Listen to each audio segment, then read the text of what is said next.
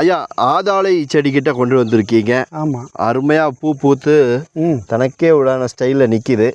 இதோட மருத்துவ பயன்பாடுகள் என்னன்னு கொஞ்சம் சொல்லுங்க. இதோட மருத்துவ குணம் வந்து எங்கள் குருநாதர் ஒருத்தர் கற்றுக் கொடுத்துருக்காரு. இந்த ஆதாளை அப்படிங்கிறது ஒடிச்சா பால் வரும், பறிச்ச பால் வரும். இதில் இலையை பறிச்சாங்க. ஆமாம், இல்லை இந்த பாருங்கள், ஒடிச்சோடனே இதில் வந்து லேசாக பால் வரும், தண்ணி மாதிரி வரும். ஒரு 2 நிமிஷம் கழிச்சு தான் வரும். நல்லா கவனிச்சிங்கன்னா வரும். இந்த மருந்து பார்த்தீங்களா, அந்த விழுந்துச்சு, பால் விழுந்துச்சு, அந்த விழுந்துச்சா, விழுந்துச்சு. இந்த பால் வந்து ஒரே ஒரு சொட்டு நாக்கில் போட்டு முழுங்கக்கூடாது. முழுங்காமல் வாயு கொப்பிச்சு துப்பிடணும்.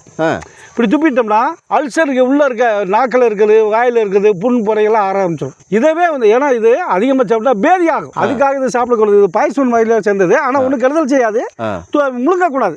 முழுங்காமல் வாயில் கொப்பிச்சு துப்பிட்டு பச்சை தண்ணி வச்சு கொப்பிட்டு பாலை கொஞ்சம் வச்சு துப்பிட்டு அப்புறம் சாப்பிட்டுக்கலாம். அப்படி சாப்பிடும்போது புண்புறைகள் பல்ல இருக்கிறது ஆத்திரும், எதிர் வீக்க இதெல்லாம் வத்திரும், வாய் சம்பந்தப்பட்ட நோயை காலி. வாயில் இருக்கிற எல்லா வியாதிக்கும் அருமையான மருந்து. ஒரு சொட்டுக்கு மேலே யூஸ் பண்ணக்கூடாது.